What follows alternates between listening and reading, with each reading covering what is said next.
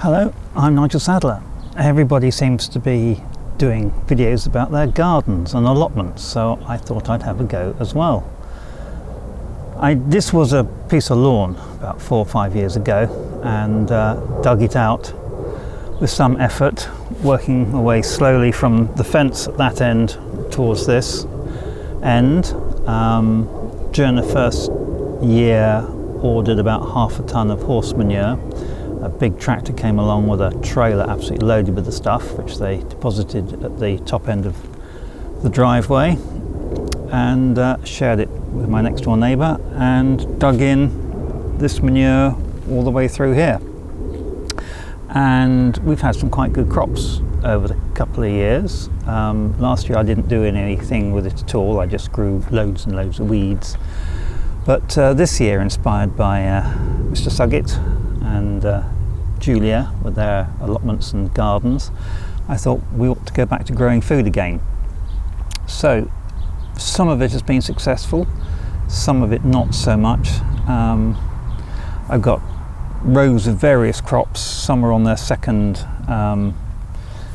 flourish now, and others have been completely harvested and gone. We've got lettuces, we've got a mixture of cucumbers and butternut squash and radishes. Obviously the lettuces and radishes will be come and gone very quickly, and will then leave the space for the slower growing crops that won't be ready for 2 or 3 months yet.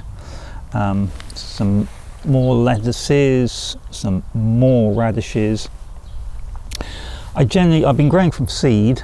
On the whole, I've been tending to try out seed tape. It costs a little bit more, but it's a bit easier to manage because the seeds are all built into the tape and are regularly spaced. So for small seeded crops such as radishes and lettuces, it's incredibly difficult to put a drill and evenly distribute those seeds down the drill so they don't all come up in clumps. Well, the seed tape has got it regularly spaced, and so they will be coming up at regular intervals. I think this lettuce was seed taped, so it's coming up quite regularly. These radishes, which have nearly all gone, were seed taped, so they were regular. These radishes and these radishes were just loose seeds, and so they have bunched up a bit more, and I'm having to thin them out by pulling out the larger ones to make space for the smaller ones to grow larger over the following weeks. More combination, I really don't know which they are until they grow on more. Combination of butternut squash and cucumbers. I think more cucumbers. Hopefully, well, some of these plants I will remove because they're far too close together, but I didn't think they were all going to do as well as they actually have done. These I grew in pots and potted them out about a month ago, and they've just really started to kick in now the warmer weather is here. I'll bring you a little bit further down the garden.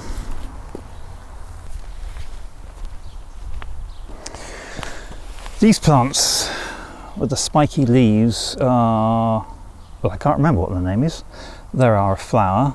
They grow like weeds in this garden. I've thinned out a lot of them where I didn't want them, but they just conveniently seem to be growing in the line between 2 different types of crops, so I've left them there as a natural boundary. Some of them are just coming into flower that look really rather nice. I'm sure some of you can tell me what they are. I've entirely forgotten.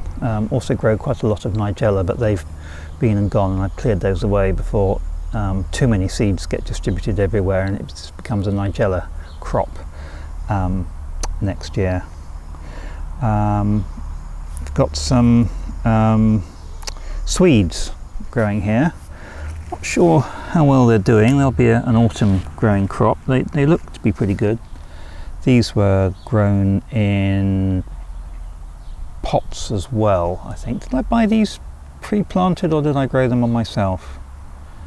I can't remember. No, I think I bought these as plants. I think I got them cheap because they look really dreadful in the shop.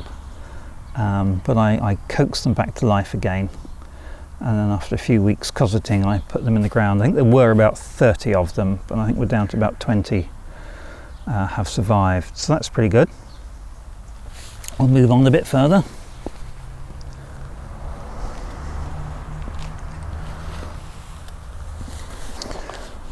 Okay, down here we've got some more lettuce with some weeds and some carrots. Now our carrots have not been good this year.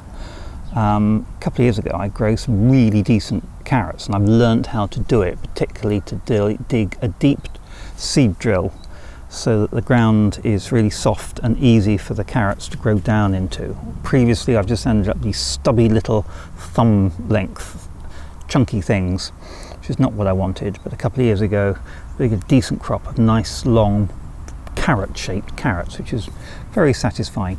This I think is the 4th lot of carrots I put in this year. The first 3 lots didn't germinate at all, so I think this is a carrot, judging by the spacing, this is a seed tape set, so they don't need thinning out. And of I think 2 rows, only 1 has come up. So, well, that's better than nothing, but it's a bit disappointing because I do like lovely fresh carrots. Got some weeding to do. There's always plenty of weeds, but fortunately this ground is so well, so soft and well manured that things come out easily. Of course, having good fertile ground, the weeds love growing in it as well. There's lots of this weed that grows very profusely, and of course there's always the dandelions everywhere.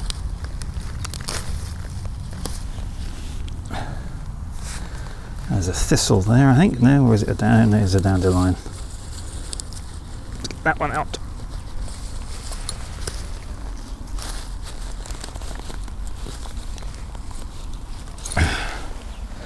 Haven't got the root out on that one, but there's a big one to shift.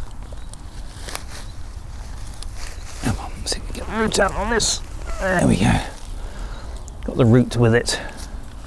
It's very satisfying when that comes out.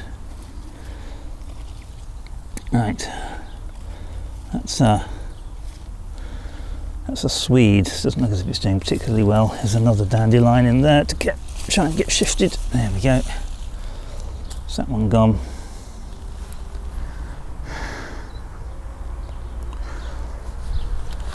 Oh. And here we've got some beetroot, which are,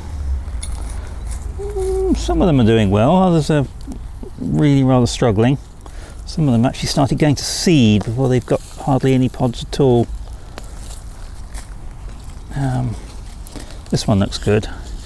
I tend to use to protect them initially from the slugs and things. I get our 2-litre drinking bottles, plastic bottles.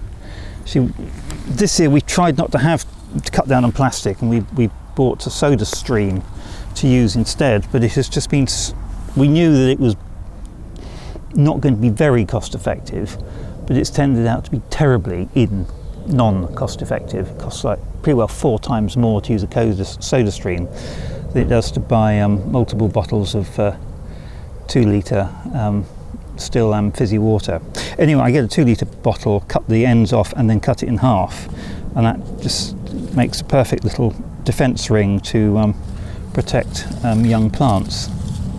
So done. So these are looking good. These are looking a good 2 inches, 50mm diameter beetroot. So 1 or 2 of those might be ready for consumption soon. I've got two rows of those. I think these were bought in the shop. Actually, no, I think these were the ones that I got cheap. I think the Swede were worse grown from seed by me, and these were the ones I got as manky plants from the garden centre. B&Q, I think.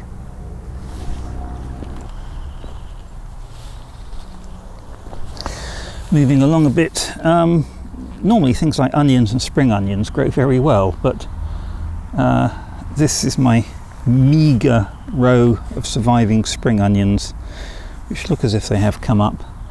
I think there's 2 onions coming up, but they look very weedy at the far end, so that's a bit of a disappointment.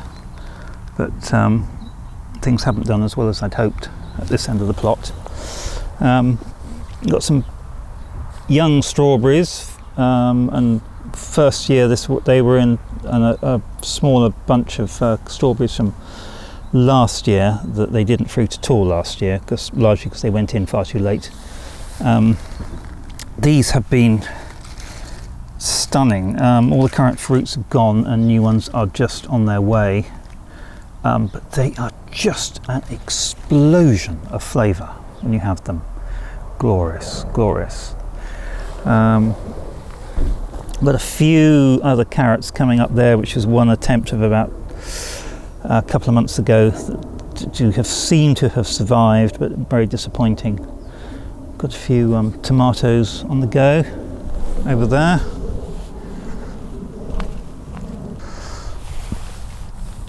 Also got a lot of raspberries. I do like raspberries. We've got summer fruiting and autumn fruiting combination here. I've had a few of the summer ones and they were absolutely lovely. There's some more coming up shortly.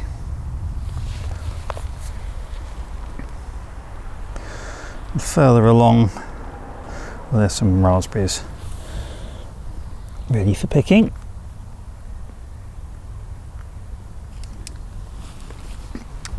Further along we then have a rather messy nut tree, cob nuts on. It's coming into fruit. This needs a good prune. And then we put in, 4 or 5 years ago, a pond. And for the 2nd year running, we've had tadpoles. I haven't actually seen any frogs, but as you can see, it's so overgrown and messy in there that it'd be hard to spot them. Actually, it needs, because we haven't had a lot of rain, we could actually do some bit more water in there. It's dropped about 3 inches. Still quite a bit of depth left, but I might pop the hose in there and try and top that up a bit more and start hacking away at some of these brambles which overtake as soon as you turn your back on them. It's behind me. I can show this border. It's just absolutely full of huge great brambles. Vicious things. Get the gauntlets out to do those. Okay, well I think that's probably enough. I probably bored you all silly with all this gardening. Be interesting to see what other people have been growing and how the summer of 2019 is producing good crops or not. Right, cheerio, bye.